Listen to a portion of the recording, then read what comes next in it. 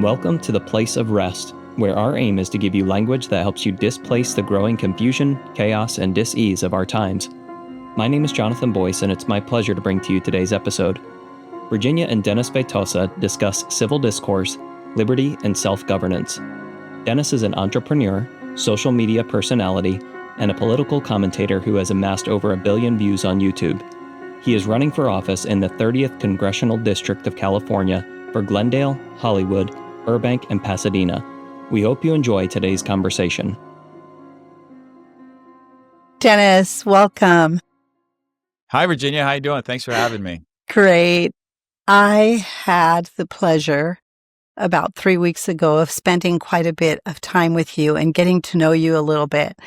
And I knew our listening audience needed to know who you were and what you were about and why you were running for a seat in the state of California. So tell us a little bit about you. Well, I have a pretty winding story. I was born in New Jersey. I grew up in Brazil, and went to Florida for boarding school and college. Then I lived in New York for about a decade, and I've been in Los Angeles for about a decade. I own a podcast studio right now in Hollywood, where I do all sorts of production. I started making videos when I was 9 years old, and it kind of just snowballed from there into this. And I'm running for office because as a business owner in Hollywood, I've been seeing how overburdened business owners are, not just with taxes, with permits and inspections, and California really isn't a business-friendly environment right now, especially LA County. And for the amount of taxes that we pay, we're not really getting the services that we should be getting. And you see it from walking the streets of Hollywood, how dirty everything is. You see it from how many homeless people are walking around, a lot of them going through some very serious issues without any actual help, outside of what politicians have sold us as building affordable housing, which is, my opinion on it, is that it's just a grift. It's a money laundering grift. But yeah, that's kind of a pretty abridged version of everything. Well, it's funny you should mention the gig's up. The gig's up. Game's over.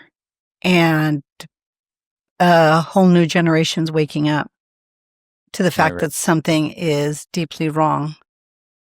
You are young, you are beautiful inside and out, and it's so inspiring that you have a heart, not just for what's happening in your sphere of influence, but what the implications are for a generation. So thank you. Thank you. And thank you for giving us that summary. It puts a lot into context. We're both children of immigrants. And and that... Where's your family from? Montevideo, Uruguay. Montevideo? Really? I've been down there. It's a beautiful city. It's incredible, but look what's happened over the years. You're young, but I've seen the decline of a nation.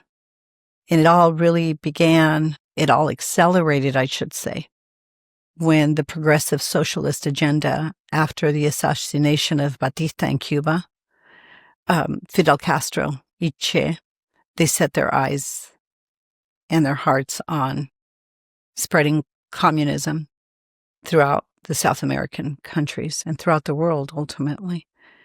And my dad he was an educator. My grandfather was chairman of education in Montevideo. He saw the writing on the wall and said, no, this isn't going to work for us. They're replacing one dictator for another in Cuba. So he didn't buy into the slogans and the propaganda. So we came to America. And I'm so thankful for everything that's happening and transpiring right now, not just in America, but throughout the world. And I think it's a unique opportunity, painful as it is, for people to wake up and begin to think for themselves and realize this is not a right or a left issue. Toppling economies is essential for a much larger globalist agenda to take root. And when you trace the money to a lot of the in your case, you're mentioning the laundering that's going on in California. You begin to realize we're funding a campaign through tax dollars in the name of doing good that is really financing our very demise, because they need to destroy the middle class. They need to destroy a republic to have full control. And California is the third largest economy in the world. Fourth, perhaps now, I'm not sure, but it's up there. And the demise of California will be the fall of a nation. And when people leave, I'm always wondering, where do you think you're going to for what? The fight is here. Not that everybody is called to engage in the conversation, if you will. I kind of like to think about it more as of a conversation than a fight, because I think there's more of us than them. And people are waking up to the fact that something is wrong. So I wanted to support you, not because party line, anything, because I think you were pretty much liberal for a long time. If I understand. Yeah, I was pretty moderate, but I was in very liberal circles. And I had my, as far as political ideology goes, it was pretty piecemeal. I always followed my principles. I'm Christian. I always followed that. But as far as political ideology goes, I always looked at it from the point of view of empathy, right? And then at one point, I realized that my empathy was being weaponized against me by the left and by the liberals specifically. Manipulated. Yeah. Yeah. Yeah. And that's where things started slowly changing for me. But yeah, I agree. I think that this is a moment of awakening. You mentioned a few different things about, your dad and your family noticing the writing on the wall. And I think that, the playbook, which you very aptly described, started in Cuba. It's been exported all over the world. It's been exported to Brazil. It's been exported here to LA specifically because our mayor was trained by the Cuban regime. She went in right after high school, and she talks about this extensively. She went to Cuba and was trained by the Cuban regime on, narrative control, Marxist insurgency. And she came back and was part of this, it was called the Venceremos Brigade, right? And she would bring back that knowledge and train people in America on how to subvert our democracy, our republic. And it ultimately led to the bombing of the U.S. Capitol in the 80s. So it's something that they've been trying to do for decades. The playbook is just getting exported and it's being systematically applied. Part of that involves taking over our cultural and our academic institutions and weakening our culture from within. And if you even look back, this calls back to like how the Roman Empire ended up falling. The Roman Empire didn't necessarily fall to war. By the time it succumbed to the invasion from the Huns and the invasion from the caliphate that was to the south of it, it was already extremely weakened within. Its culture, its principles had been completely dissolved, and its own army was just primarily composed of mercenaries who, at first challenge just gave up, right? And that's how the Roman Empire fell. It started from within. That weakness within opened up a level of vulnerability that allowed it to be taken over by its enemies. And I'm seeing some of that happening in America, our principles and our culture, things that make this country uniquely successful, just being undone, right? This country has always been a capitalistic country, and all of a sudden we're kind of giving up that and having the guy who's running for mayor in New York, Zohran Mamdani, talking about taking over the means of production, which is it's communist rhetoric, right? He's talking about the state owning the land, ending private land ownership. He's talking about, which on paper sounds like a good idea, but he's talking about state-run grocery stores, which, you can go to any communist country and see how that's run. There's no food, right? You're in Well, bread yeah, lines. just go try to get a passport. Go try to any government institution to get anything and see how that's working for you. And Exactly. we're going to give the government, we're lowest in education. The government took over education.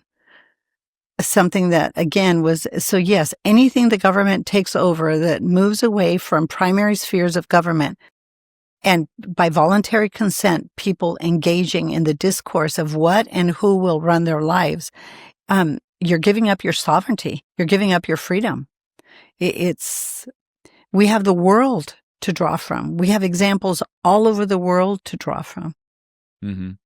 And, it goes back to their, the way they've captured the institutions and the way they've captured the academic institutions specifically, and use that to affect not just culture but politics, and this whole generation of kids who are growing up, thinking that government is giving more money to the government is actually going to solve their problems, when in reality there's example after example of that not happening, right? Well, you go back to standardized education. What, in the 60s, right? The drive to begin to standardize education. This conflict has been going on for a good 70 years now. Mm-hmm. Really, since the beginning of time, if you go back to the roots of man wanting to control man. But here in the United States, for those of us that are still, this is very accessible for young people and old people and older people alike. You go back and you see the changes in education. They began to standardize everything, multiple choice, connect the dots, fill in the blanks. It omits, and it begins to really restrict people's capacity to think critically, because there isn't room for that. Not if you're going to pass a class, there isn't. And so there isn't any critical thinking. Can I say something that's interesting that just struck me? Sitting on the mantle of the villa, which is our headquarters, and I can't wait for you to come, but are a series, it's about 5 inches of little books. Mm-hmm. And they were geography, history, and English, spelling. And every single one of those books represents subjects that I had in school. And I wrote every one of those books. That was my curriculum for that quarter, if you will. And the writing looks like a font in a typewriter. It's unbelievable, because the professors, the teachers, would teach and we had to write. They were educating us to hear, to listen, to write, and to reason.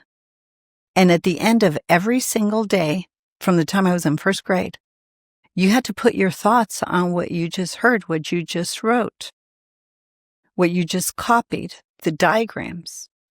From geography, mathematics was done with a quill pen. There was no cheating. Wow. And you had to turn in the paper where you did all your work so they can see how you reasoned. So there was this amazing focus and commitment to raise a generation of thinkers. And of course, we left the country in time and whatnot. And when we went back, change comes slow, and that transformation happens slow. So that's when I had to participate in that kind of education. After we were in America for 3 years, we ended up going back for a little bit. We had to. Circumstances dictated that we needed to. But when I look at those notebooks and I compare that to what first graders are doing and kindergarteners are doing and second, third graders are doing, and you see my books, it's enough to make you gasp.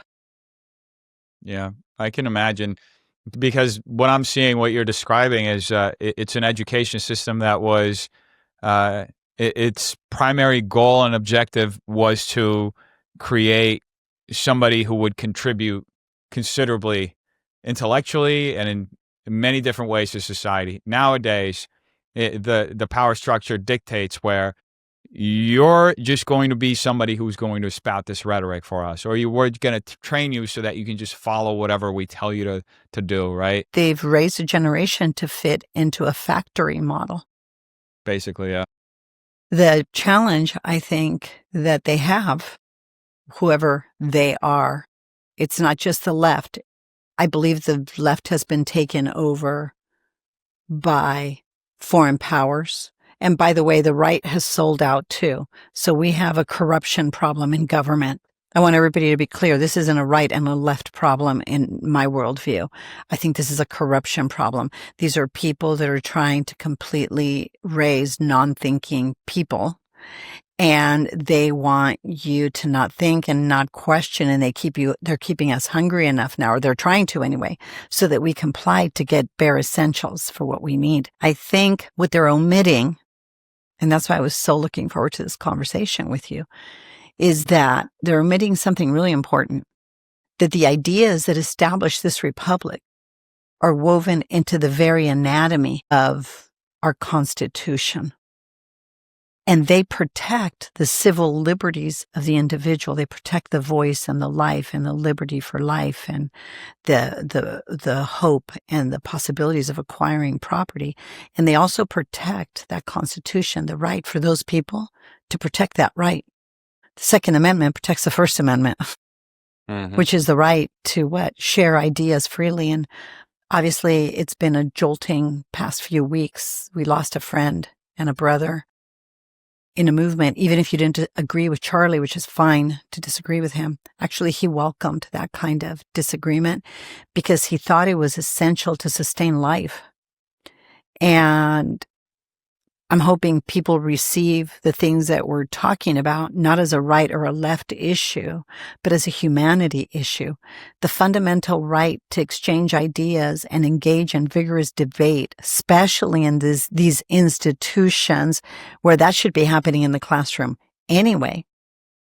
The fact that somebody like Charlie is being assassinated because people find the truth offensive, or the truth as he's engaging people to prove him wrong in, or to engage him in, if that's offensive, then the rest of us have to commit ourselves to not abandon civil discourse in our respective spheres of influence, to at least listen to each other well, like Charlie did, and respond. That doesn't mean all of us are going to get into a debate forum, nor are we going to engage in those ideas at that level. But in our respective sphere of influence, I think we do have a responsibility to speak truth and love. And he did it. He just did it on a debate stage. We can do it in the context of our relationships, but it's very dangerous if we remain silent when our lives now are threatened, and our safety and our positions and our jobs, right? Yeah. And this became very obvious with COVID.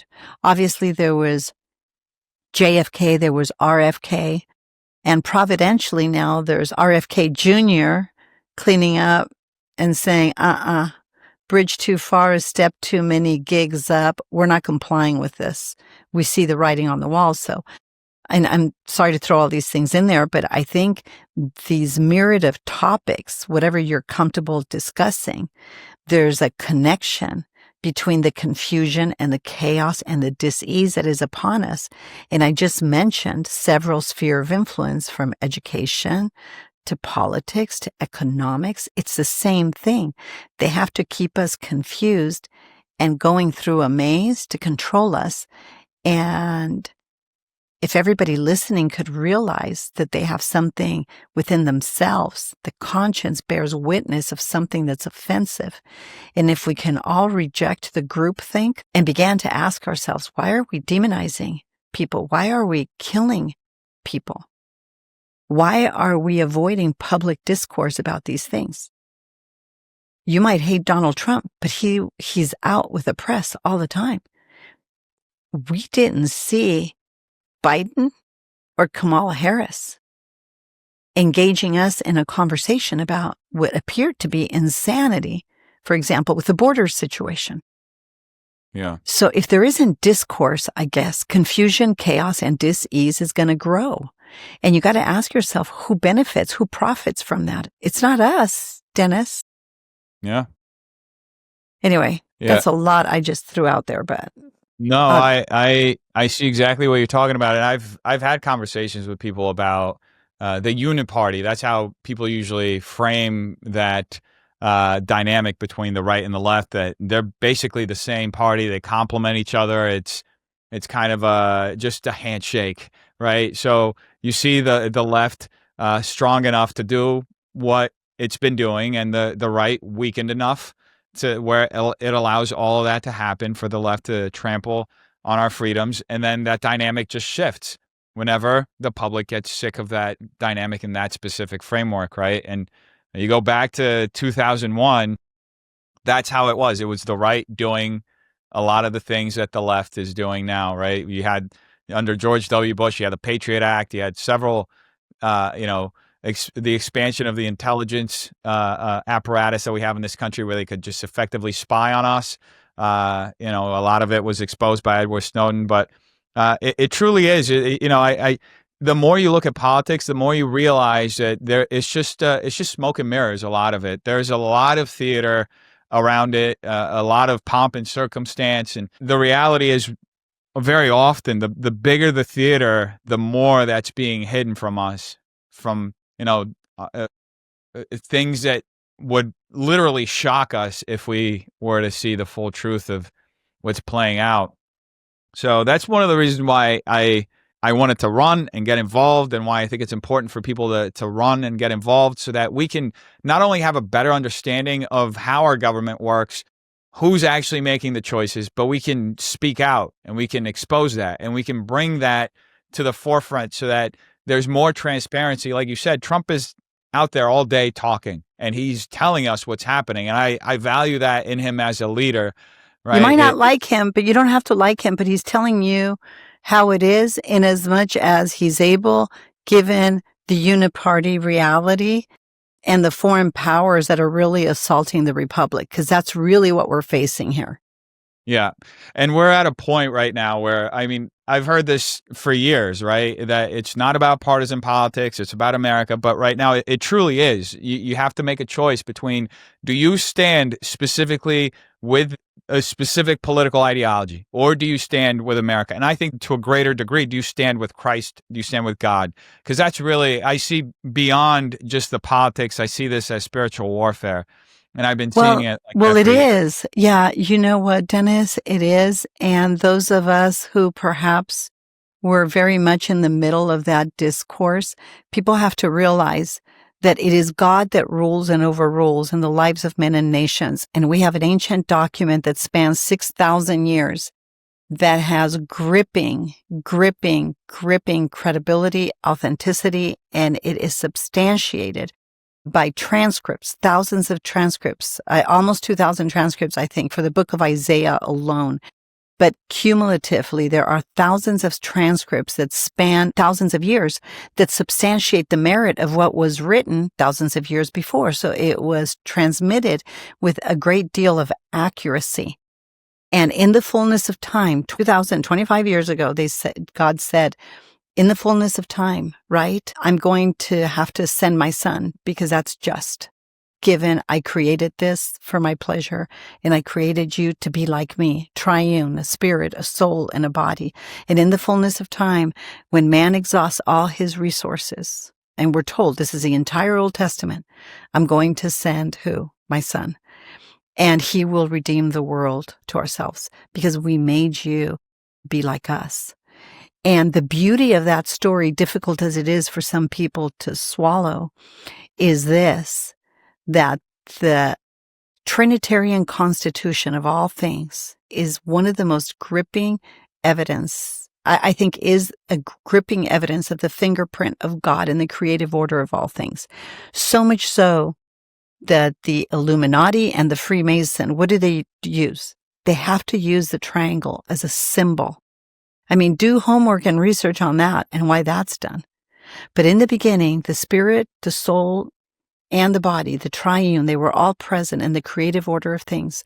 And time, space, and matter was in the beginning God created, right? And he created an ecosystem that man, the spirit, the soul, and the body of a man could inhabit. And he, God, the executive, the Holy Spirit, the heart, the moving, the power, the authority. You see, the constitution of our very anatomy is consistent with the constitution of time, space, and matter that God created for us to live in, to inhabit this ecosystem, to sustain our life. And I think one of the, not to get deep into that rabbit hole, but one of the exceptional things about America is that these brilliant men that were philosophers, historians, theologians, they were great thinkers, scientists. They combed all of history and established a republic with what? An executive, judicial, and legislative branch. Consistent with what? The executive God. The judiciary constitution of the Holy Spirit that bears witness and he informs the conscience of a man. And then the legislative, where Jesus now sits on the right hand of God, and all power and authority in heaven and on earth has been given now to him. So you see that is the exceptionalism that is America. And that's why everybody wants to come to America. It has a form of civil government, flawed as it may be, and it's governed by ideas that are consistent with laws of nature, universal principles. Our anatomy bears witness of it. Self-evident truth, it's obvious, and it appeals to our natural affections. Why? Because when this republic was established with an executive, judicial, and legislative branch, it was established in such a way to protect our very survival and our very existence. And I think now that we can look at all this, these documents from a rear view mirror, accessing all the technology and resources we have, we can make a legitimate, scientific, reasonable case, not just for Christ, but for the credibility and authenticity of this ancient document that really documents so well the story of man, the story of us, and anything but liberty, man's capacity to self-govern according to the consent of his will. That is the only thing that can secure his freedom. Liberty is an internal function of the soul. Freedom is the consequence of it. So if we don't protect this republic, and if we don't protect the Constitution that speaks to these mysteries like nothing else, and if we don't protect our ability to defend ourselves and engage in the arena of ideas at whatever portal we can engage in, whatever window we can access that makes sense to us. It might be a political one. It might be a scientific one. It might be an economic one. It might be, in my case, a mental health care one. And in your case, you're an entrepreneur, but you woke up and you realize, wait a minute, the political discourse is slanted. Whatever window you can open it. You need to displace the growing confusion, chaos, and disease of the age. And I think that's what you're trying to do. And I just pray you continue to find the language to do it with. Thank you. Yeah. I mean, the way you just put all that was beautiful. That's one of the things I admire about our government. It's from its inception, from the Declaration of Independence, there was a recognition of God and the freedoms that God gives us, right? And the Constitution itself, it exists to protect us from the government infringing on those freedoms. So, the way you put it is really beautiful. And that's why I think a lot of people, when they first immigrate to America, it's something that, like, it may take them a little bit to understand, because so many people are used to a government granting them rights, the right to do whatever.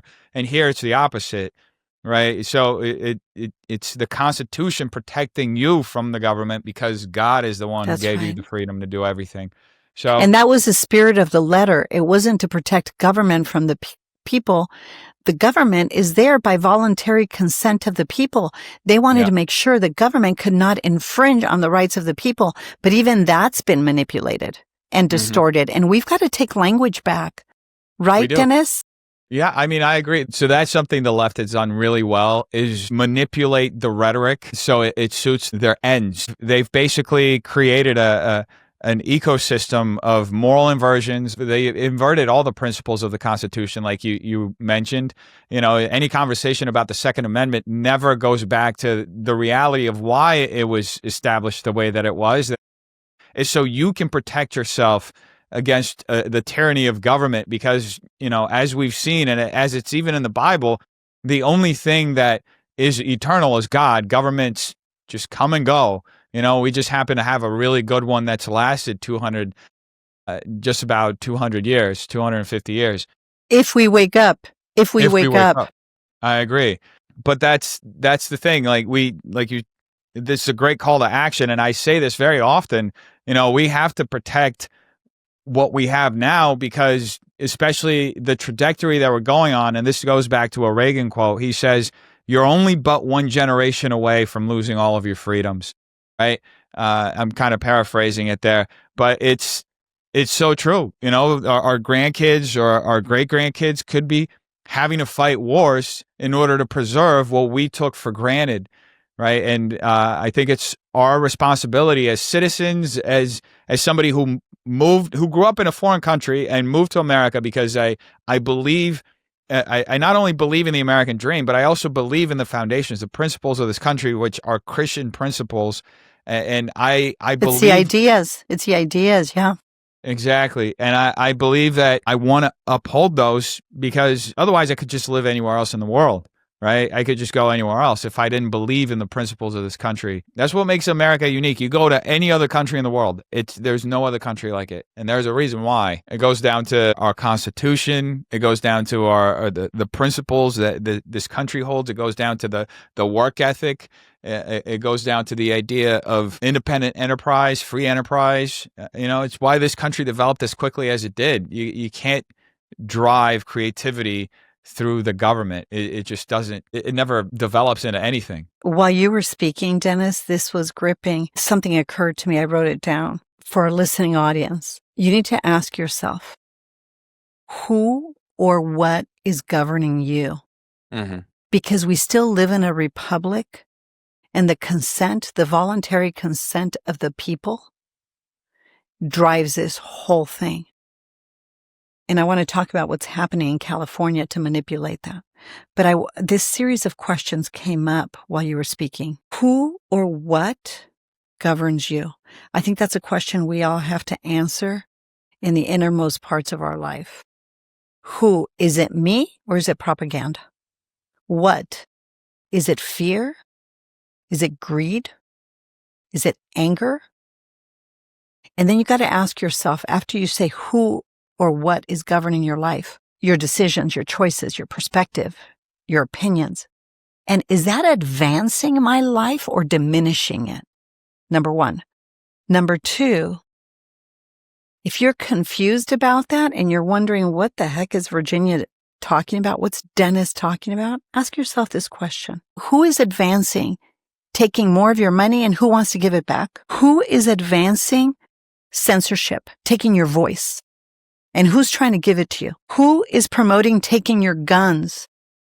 And who wants you to keep them? So after you ask yourself who or what is governing the innermost chambers of your soul, your mind, your heart, your will, your conscience, your feelings, and what are the implications of that? What have been the implications of that in your life? I just want to invite you with Dennis to ask yourself, wait a minute, I do have to vote. I have to take a position. To not vote is to lie down and die.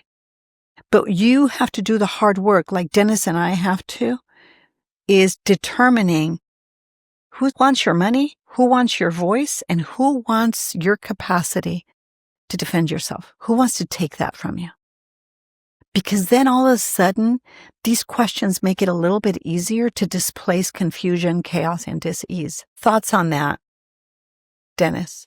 Yeah, I mean, I agree with that 100%, because once you have that vision clear, everything comes into focus. For me, the guiding thing has always been God, and being obedient is always the way that I'm guided by things. And I find myself more and more going into prayer whenever I do have these, because it's normal. We're all humans. We have bouts of confusion or or something may not be specifically clear for us. And I always revert back to prayer, because that always helps me resettle myself. And I just leave it. A lot of it is just understanding that it's all in God's hands. It's all His plan, and I'm just here to serve Him. And Well, he governs. He governs. He's the ultimate. He governs reality. He governs time, right? Yeah. He governs everything, but yeah, time. None of anything would exist. I mean, I wouldn't exist. I wouldn't have this studio. We wouldn't be talking right now if it weren't for God's grace, right? So, and the fine tuning of the universe to sustain life. You know who God is by what sustains life. We always talk about one universal principle.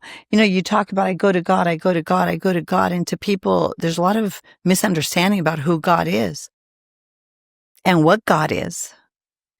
But when you get into science and you get deep, deep into the understanding of science, of physics, of quantum physics, you realize, wow, it takes more faith to not believe in God than to believe in God, because He orders everything and sustains everything according to law. So I think another way, for those of you that are tuning Dennis out because he keeps talking about God, I want to invite you to realize that God rules and overrules in the affairs of men and nations. God made life. God sustains life. God advances life. So the reason I asked you that series of questions is to ask yourself, if I'm in a state of confusion, chaos, and disease, and I'm shutting down, I need to start asking with who or what is governing me? Because it's all about law. God made us to be, your body is a law keeper. And when your body isn't keeping the law that it was designed to operate honoring, you're going to get sick and eventually you die if you don't bring lawful authority according to the conscience of your will into the workings of your body. You're going to die because the body needs balance, harmony, and coherence to advance life. So when we're sick, we go to the doctors to find out what's out of balance, what isn't operating right. And I guess when you talk about prayer, Dennis, that's what I'm hearing you say. Hey, I'm going back to the lawgiver. I see that He governs in time because He sustains the universe. You can't be an educated person and not understand that. I agree. And you can't even be an ignorant person and not understand that. You can see a sunset that moves you to tears, and no two sunsets are alike. No two snowflakes are alike. There's something beautiful in the mystery of life, and it is sustained by law, lawful authority, lawful order. And we can't decide to become a law unto ourselves and expect to protect the republic, not this republic. This republic was made for a moral people, and when we cease to be good, said one of our framers, I think it was Adams, America will cease to be, because this form of government was made for a moral people. So if we don't have a sense of morality, a sense of value, and some religious reverence for the things that are religious in life and try to understand the truth of them, we're not going to make it. I agree. And it's interesting. It just, a lot of what you just said reminded me of two specific things. One of them is Marxism in and of itself was designed ideologically for it to serve as a theology.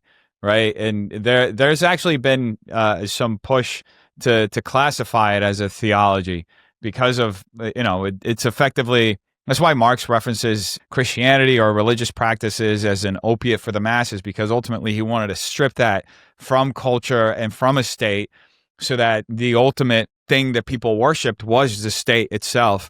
Which sounds just thoroughly like even more of a fallen world. But what you were talking about also reminded me of a conversation I had with a couple of friends about a year ago, and I had it in this studio, funny enough. And we were talking about faith, and they were both non-believers, and they were asking me why I had faith. And one of them was like, well, how does science explain any of that? I trust the science. And one of the things I mentioned was, well, first off, science explains the how of everything that God created. That's all it does. It explains the how, the what. There's some basic questions. It never addresses the why.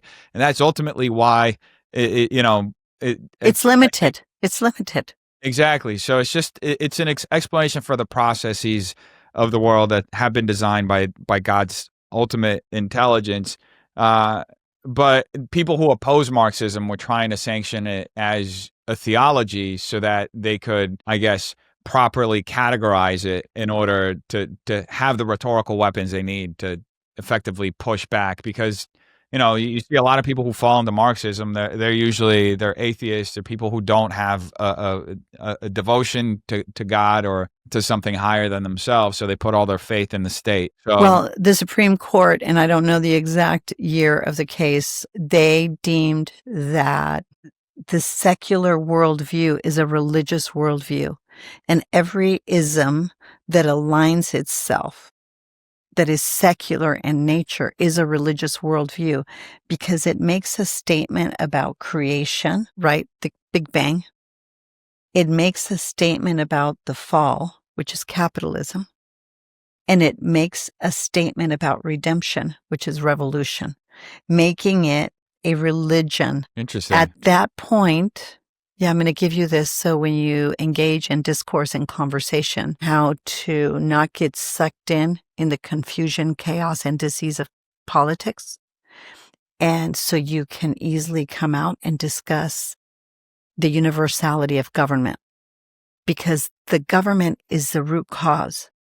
The political discourse is the outcome of the direction, regulation, control, and restraint of government. Noah Webster, 1828 dictionary. The political discourse is a consequence of government. So you can't talk about the external cause of something, which is politics, without understanding the root of the issue. And that's why the Supreme Court said that secularism is a religious worldview. It makes a statement about creation. Remember the Big Bang? Yeah. Random? Yeah. The fall, which is capitalism. It was capitalism. Capitalism, yeah. Yeah. And then redemption, which is a revolution. Revolution. And that's why they seek revolution. Interesting. So it is the antithesis of a republic that protects the sovereign right of the individual and their capacity to self-govern so they can do what? Thrive and create communities in which they and others can thrive. And that would secure the common interest to preserve the life of themselves and each other, because freedom would advance. Freedom is the root cause of people's capacity to individually self-govern, of liberty. You can't have freedom without liberty. So going back to where we started, when we discuss what's happened with education, what's happened at the lowest levels and highest levels of education, they've indoctrinated lab rats, literally, and non-thinking people. And what's happening now, people literally are primed to receive propaganda that appeals to what? To their passions, because they've lost their core, and that is their capacity to reason well. Sadly, the left, in my opinion, has overplayed their hands, and they omitted the fact that this republic was established not just by ideas, but ideas that leveraged universal principles common to all humanity. That's why everybody wants to come here. They want to be free. They leveraged and established a republic that would be so compelling because these universal ideas are shared by all. And number one is to advance and protect and secure life. This is self-evident. It's obvious.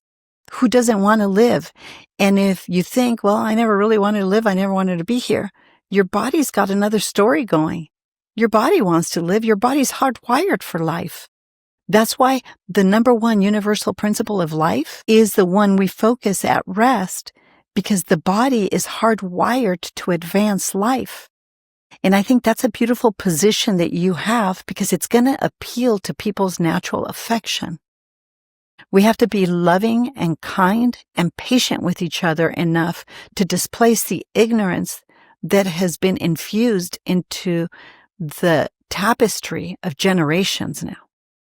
People like you and I have to be patient enough to continue to displace our own ignorance and to invite each other to have discourse and flesh out these ideas so we can protect the freedom we all cherish and hunger for.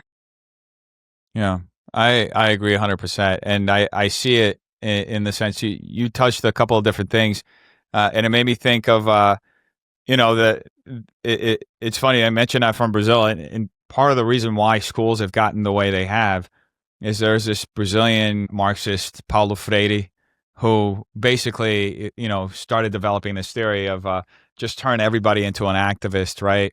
That's Turn right. everybody in school into an activist, which is unfortunately how we got into this point. But it also ties into what you were talking about emotions. You're basically hollowing out people over the principles, and you're creating this hyper reactive population that's just going to respond to all these very specific triggers that it makes them more easily controllable, right? And the only way to get out of that is to go towards God. That's what I believe. The ultimate governor, the ultimate authority. And that's the thing, because it ties in. The Bible. It's such a. It's. I would say it's a handbook for life, right? It is. Yeah, and It's a story, and it's the story of us. It's a handbook for us, and it's intimate, it's personal, it's beautiful. It's a story of us, of humanity, not right and left, but of good. And there's something that opposes us, of evil. There is something that opposes us, but it's a story of us. Yeah, I agree. And the more I read it, the more I think on it. I have this habit, like I listen to the Bible every morning, when I'm exercising, but then at night I just open randomly a passage, and for the last few weeks I've been getting Ephesians 6:10, which is the armor of God. It's one of my favorite passages, and it really, what the Bible does for me a lot of the times, it just pulls me away from the worldly, and it reminds me, like you said, that I'm governed by something higher, right? And it makes you the ultimate, for lack of a better word, it makes you the ultimate rebel, right? Because you don't follow these triggers and this societal pressure to act in a certain way and follow along with things that you may sometimes disagree with, that sometimes your conscience or, most people, like I would say, the voice of God is just whispering very quietly in your ear, don't do that. And if you open yourself to that, all of a sudden the possibilities are endless. Your heart is softened, and you're capable of having these conversations with people. And, I've been going down to colleges here in LA. I went to USC. This was before everything happened with Charlie. And I've been going to just talk to people who are, going to classes, and I've been doing it with a few friends. And I had somebody actually call me a fascist. I had this student who's an economics student and wants to work at a hedge fund, who identified as a socialist, which to me, it's like the levels of irony. It's kind of, it's ignorance, just ignorance.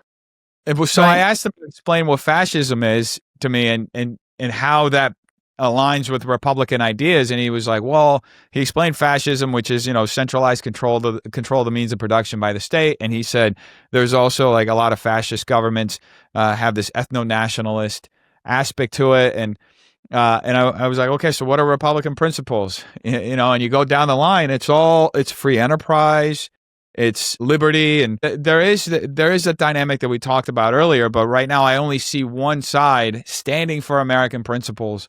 Unfortunately, Democrats, like the Bill Clinton Democrats, have that party doesn't exist anymore. They've been no. Yeah, they've been completely hijacked. The party that once believed in those principles, I don't know if they sold out. I don't know if it was that innocent. I think they slowly compromised and sold out. Power, greed, control, money, blackmail.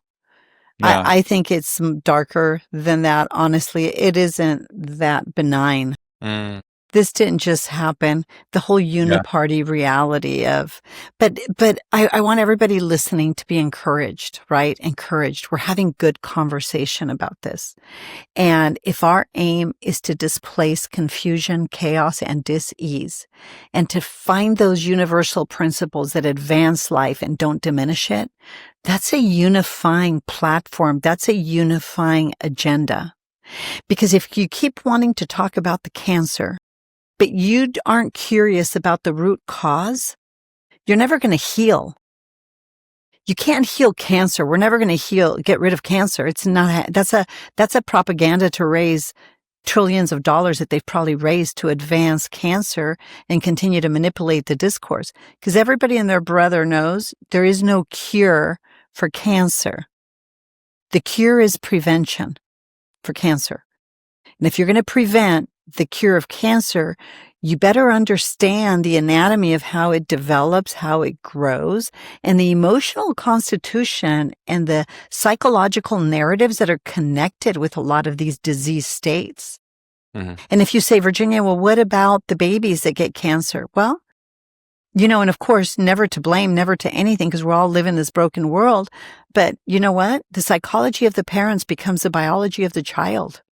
The Germans tapped into this. The Bible addressed this and generational things that are passed on. So, we're here for a little bit and we get to engage and discover all these beautiful mysteries of life, but we're going to our internal place. Charlie had clarity on that. He knew, hey, I'm just passing by this place, but there's this beautiful mystery and the discourse and in discovery and in curiosity and in learning. And it's the story of us. And Dennis, I'm just so inspired by you. I see that this example of what you said about the discourse you had at USC, there's just so much ignorance. People just don't have information, but they double down on their positions because of other problems that nobody talks about. Yeah. They become prey for propaganda, for propagandists. Yeah. And it's ironic because it's happening at a time where a lot of these folks are at a moment where their brains are the most malleable. They're curious. They arrive at college the most curious they've ever been in their whole lives, right? Wanting to learn new things and break out and be independent. And they're for lack of a better word, they're caught at their most vulnerable, right? And essentially have this lasso wrapped around them with this ideology that will effectively just make their life miserable and will. Yeah. And it's okay. Catch them at that, but allow discourse. Don't shut discourse down, because if you shut down discourse, you're destroying what's most sacred about a human being. And that's their capacity to communicate and reason for themselves. That's why it is criminal. What is happening is criminal. Hate speech is to diminish, to alter, to inhibit people's capacity to engage in honest discourse. What more beautiful place and necessary place than college?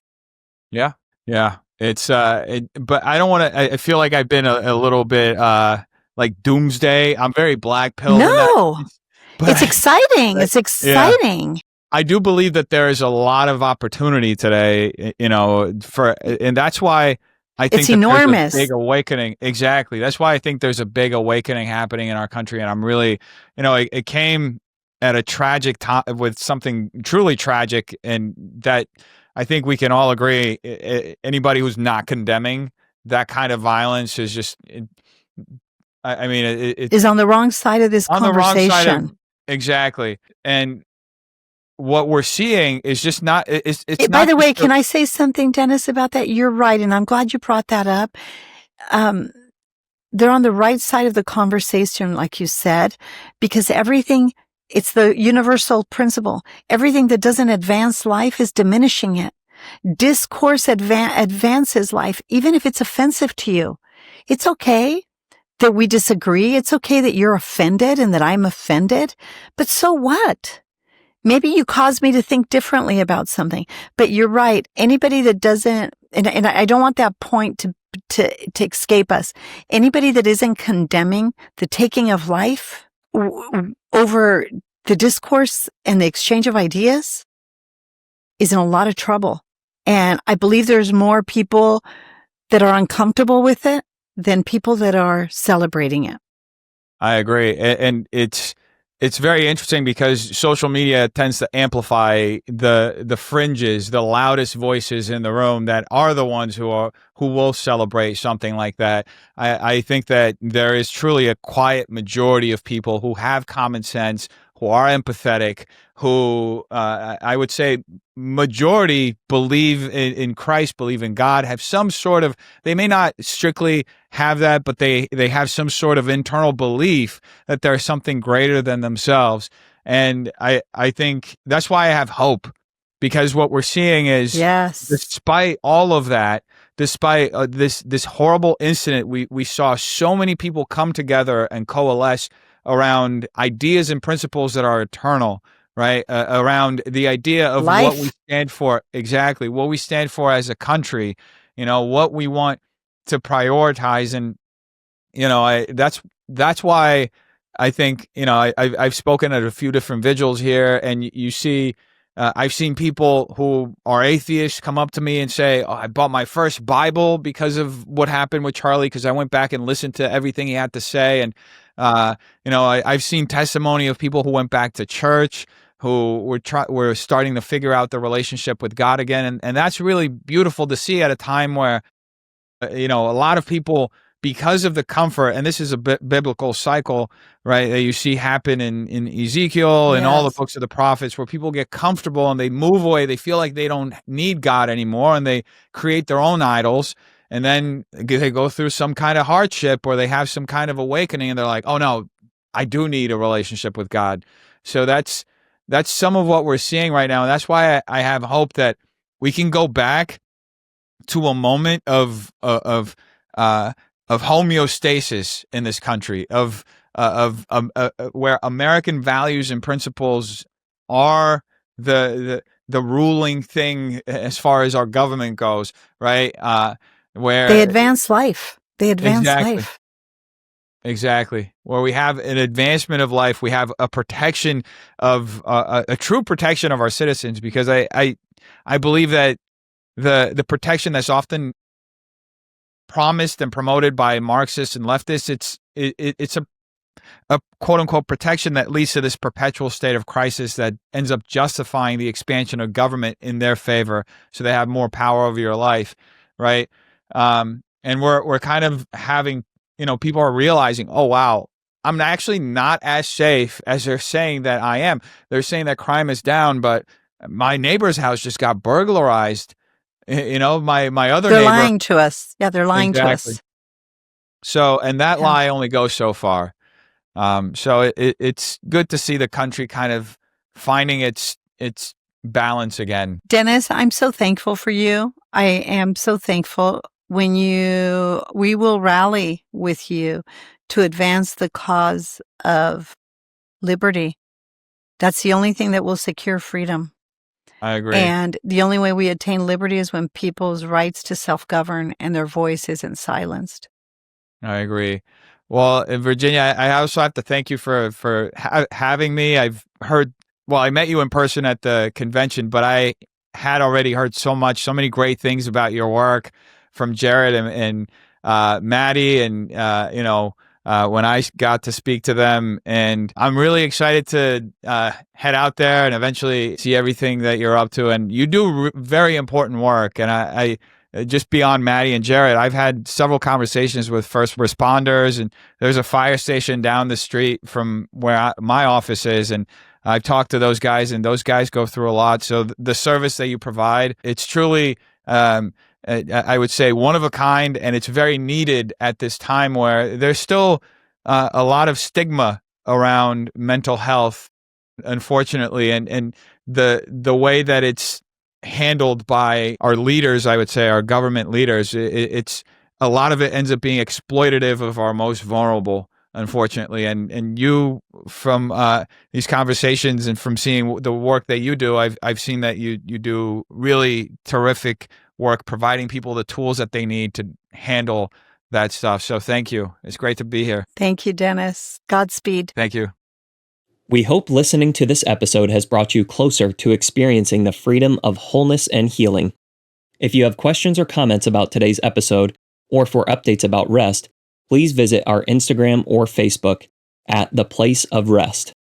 If you would like more information about Virginia, or to support and join the cause of rest, please go to theplaceofrest.com/donate or call 949-289-5935. Thank you for listening to Rest with Virginia Dixon. We'll see you next week.